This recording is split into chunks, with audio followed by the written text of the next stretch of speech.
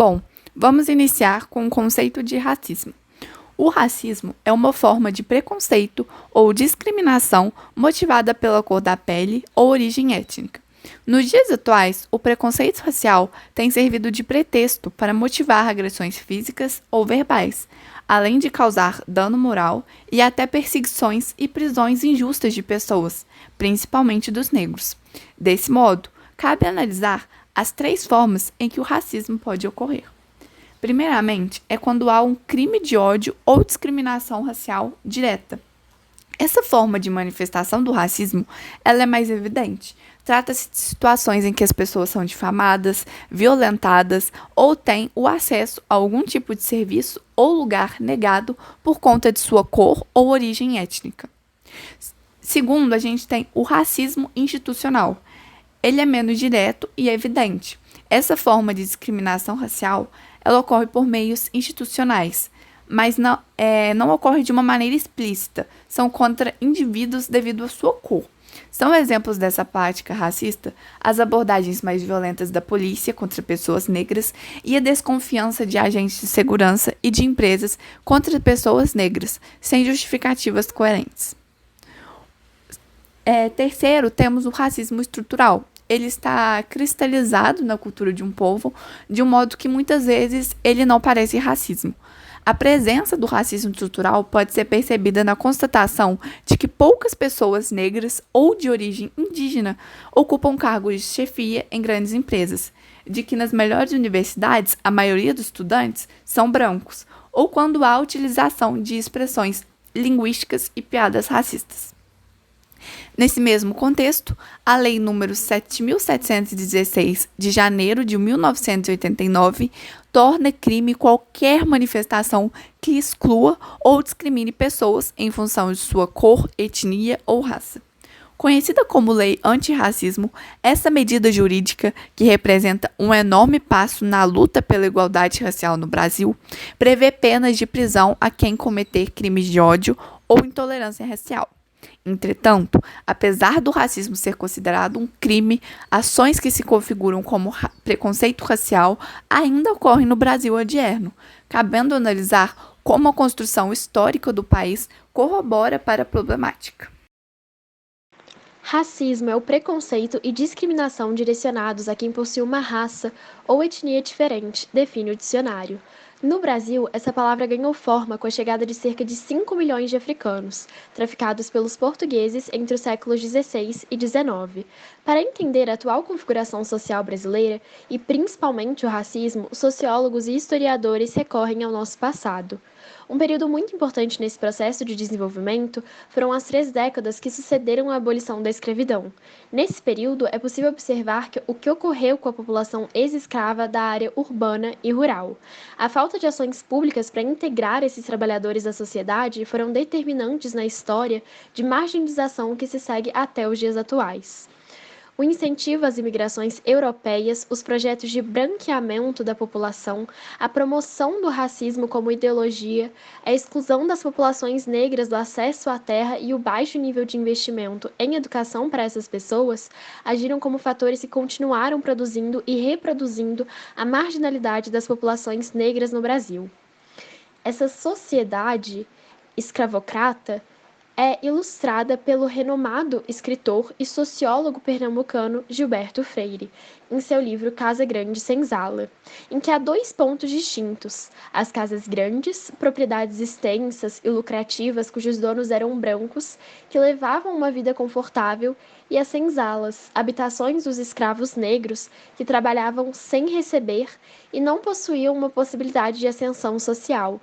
Odiernamente, é possível a gente perceber que esse sistema e a desigualdade social gerada por ele persistiram, já que mesmo após a abolição da escravidão, não houve uma busca para integrar a população de ex-escravizados ao sistema formal da nação, relegando-os à marginalidade e culpabilizando-os pelas consequências desse abandono proposital.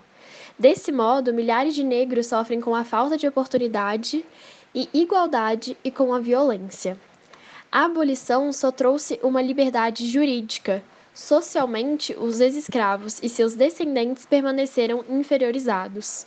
Por mais que tenha havido a conquista da liberdade jurídica e relativa mobilidade social ascendente para alguns africanos e seus descendentes, é inegável que eles, como um todo, sempre ocuparam os lugares mais baixos da hierarquia social brasileira, em relação aos portugueses e seus descendentes radicados no Brasil. Passados mais de 130 anos da abolição, a população preta continua ocupando a base da pirâmide social no Brasil. Bom, outro tópico que precisa ser discutido quando o assunto é a consciência negra é a importância da representatividade para essa camada marginalizada da sociedade. Então, a gente pode partir do papel que a visibilidade, principalmente midiática, desenvolve. E, nesse sentido, é nítido que a representação desempenha uma importante função a respeito do empoderamento individual, visto que visualizar pessoas com características semelhantes às suas, realizando, por exemplo, uma atividade que você gostaria de efetuar, possibilita uma visão de que você também é capaz daquilo. Assim, quando uma criança negra assiste um filme e visualiza alguém como ela ocupando um papel de grande relevância, executando planos de destaque, ela adquire essa percepção de que ela também é capaz de exercer esse papel, de que ela também é capaz de executar um plano de destaque. E é exatamente essa relevância da representatividade, é a possibilidade de construir indivíduos que acreditam em si mesmos e que percebam que são capazes de grandes realizações. Assim, agora que a gente já sabe, a razão da importância da visibilidade, precisamos discutir a ausência dessa representação da parcela socialmente à margem. Vamos partir do ponto de que na mídia, usualmente, pessoas negras ocupam papéis de pouco destaque. É muito difícil, por exemplo, assistirmos um ator negro como um médico, como um empresário de sucesso. Geralmente, no contexto midiático, pessoas negras são condicionadas a interpretarem empregados ou funcionários operacionais e técnicos. Assim, essa carente representatividade faz com que o menino negro, por exemplo, pense que devido à sua cor, ele jamais poderá desenvolver essas funções que são designadas socialmente e também, pelo cenário midiático para os brancos. Dessa forma, além de tudo isso, a ausência de visibilidade ainda pode criar um ideário popular de que determinadas funções devem ser ocupadas por determinados estereótipos. Por fim, a gente consegue concluir quais são os impactos da representatividade e os impactos da sua ausência, o que permite que a gente perceba realmente o quão importante é dar visibilidade para aqueles que são invisíveis socialmente. Qual é a importância, de darmos voz para aqueles que são silenciados? É inegável que falar de feminismo e movimento preto não nos remeta automaticamente à figura da Angela Davis, de uma mulher negra, intelectual e ativista que é admirada tanto pelos atos libertários quanto pela militância teórica. Então, nessa análise, nós não vamos focar detalhadamente na vida da grande figura que é a Davis, e sim sobre a sua vertente filosófica e também a respeito do que é construído na sua obra Mulheres, Raça e Classe, que é uma obra muito valorizada. Bom, a ex-aluna de Sartre, ela consegue ter uma boa didática porque com a sua trajetória nas condições de mulher intelectual, negra e ativista, vivendo em uma sociedade norte-americana com valores conservadores, ela consegue nos mostrar os problemas e as injustiças sociais que ainda existem até hoje.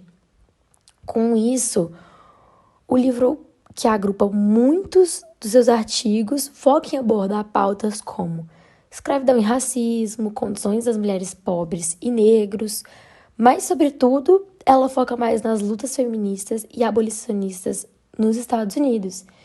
Inclusive, tem um destaque por um momento em que ela foi uma grande militante contra o KKK, E falando desses assuntos, ela trata vários temas sobre a dominação e violência que ocorrem nos corpos das vítimas citadas, no caso, mulheres negras, homens pobres, negros, enfim.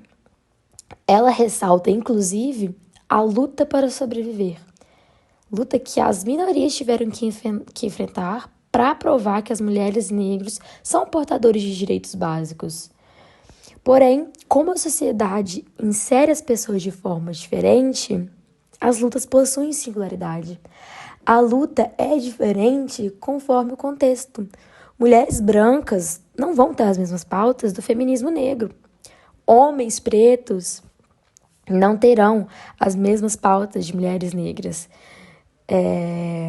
Mas essa exploração, elas se cruzam em certos pontos porque as histórias elas se misturam, né? O contexto é diferente, mas ainda assim estamos inseridos na mesma sociedade. Então, dessa forma, a Angela Davis ela consegue mostrar pra gente que é necessário você olhar para a luta de quem está ao seu redor, né? Meio que uma empatia de luta. Por isso que ela é uma grande filósofa contemporânea e até hoje é muito valorizada e é mega importante para o movimento negro. E diante de todos os fatos mencionados, fica clara a necessidade e importância de se discutir sobre o assunto para combater o racismo. E isso deve ser algo ensinado para os jovens desde a infância. Somente as famílias e a educação formal brasileira, através de diálogos, ajudarão e ensinarão os jovens a entender e interagir com a realidade em que estão inseridos. Como podemos ver, o racismo é um assunto que não apenas pode, como deve ser tratado no ambiente familiar. Em um país como o Brasil, onde 55%, mais da metade da população se autodeclara negra, esse debate se torna ainda mais urgente. E apesar da crença de que, por aqui, todos os grupos étnicos raciais vivem em perfeita harmonia, 55% dos negros afirmam já terem sofrido preconceito por cor ou raça, segundo a pesquisa divulgada em 2019 pelo Datafolha. E o momento em que estamos vivendo, por exemplo, é propício para iniciar ou reforçar em casa essa conversa tão necessária. Aproveitando o gancho das manifestações antirracistas que aconteceram há pouco tempo atrás nos Estados Unidos e em várias outras partes do mundo, os pais irresponsáveis devem mostrar aos jovens como o racismo está presente em diversos contextos do nosso dia a dia, desde o uso de expressões que tratam a cor negra como algo negativo, por exemplo, as frases passado negro, cor do pecado, listra negra e várias outras, até o fato de muitas escolas privadas terem pouquíssimos alunos negros nas turmas. E a partir do momento em que trazemos essa discussão à tona e a aproximamos do cotidiano dos jovens, estamos contribuindo para que eles fiquem mais atentos à questão e se esforcem para não perpetuarem preconceitos. É muito comum e necessário que as escolas retratem o bullying como forma de evitar que aconteça no ambiente escolar, mas dificilmente vemos essas instituições falando sobre e combatendo o racismo ou preconceitos no geral, pois sabemos que o racismo é um preconceito de fato, e o preconceito é o bullying.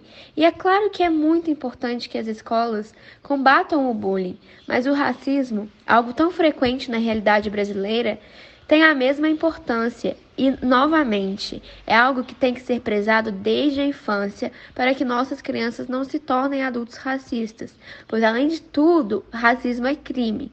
E por isso, é importante que as famílias chamem a atenção para as sutilezas de nossas ações, mostrando que é, sim, possível fazer um comentário racista ou ter uma atitude racista sem perceber, ou sem ter a intenção de ser preconceituoso. Todo mundo que vive em uma sociedade racista acaba sendo racista de alguma forma. A questão é tão enraizada em nossa cultura que é de se esperar que o indivíduo seja preconceituoso em algum ponto de sua vida. Mas isso não nos isenta da responsabilidade de desconstruir nossas ideias e valores equivocados e de assumir uma atitude antirracista, nos posicionando contra a discriminação e apontando quando estamos diante de um comportamento recriminatório. Do contrário, estaremos sendo coniventes com a estrutura opressora presente na sociedade. E combater o racismo no nosso dia a dia não precisa ser uma tarefa muito difícil. Vai desde não aceitar e não reproduzir comentários e expressões racistas vindo de amigos próximos e familiares, até buscar entender e estudar sobre a causa e principalmente sobre o seu lugar de fala, porque o lugar de fala traz, na sua essência, a consciência do papel do indivíduo nas lutas, criando uma lucidez de quando você é o protagonista ou coadjuvante no cenário de discussão. Agora, se tratando de dados da atualidade, de acordo com o Instituto Brasileiro de Geografia e Estatística, o IBGE, os negros representam 70% do grupo abaixo da linha da pobreza. Assim, eu trouxe dados que comprovam que a desigualdade racial está totalmente presente no nosso cotidiano, mesmo que a gente não perceba. Segundo o Censo Populacional do IBGE, a população brasileira é composta por quase 46% de pretos e pardos. Esses dados são ainda mais significativos quando cruzados com dados econômicos, já que a população que se declara preta ou parda é também a que tem uma renda menor. Na prática, o Brasil ainda é um país de muita concentração de renda e essa desigualdade também ocorre por meio de recortes raciais. Assim, quando observamos dados do mercado de trabalho, 68,6% dos cargos gerenciais eram ocupados por brancos e somente 29,9% por pretos ou pardos. Na representação legislativa, dentre os deputados federais, 75,6% eram brancos contra 24,4% de pretos ou pardos. A taxa de analfabetismo entre pessoas brancas era de 3,9%, entre pretos e pardos, que já era 9,1%. Nas taxas de homicídios por 100 mil habitantes na faixa etária de 15 a 29 anos, a população branca tinha a média de 34,8% e a população preta ou parda representava 98,5%. Ou seja, a chance de um jovem negro morrer de homicídio é quase 3 vezes maior que a de um jovem branco. Agora falando sobre o 13º Anuário da Violência, compilado pelo Fórum Brasileiro de Segurança Pública em 2019, aponta que 75,4% das vítimas da letalidade policial eram pretas ou pardas. A pesquisa também revela que mulheres negras representam 61% das vítimas de feminicídio e 50,9% das vítimas de estupro.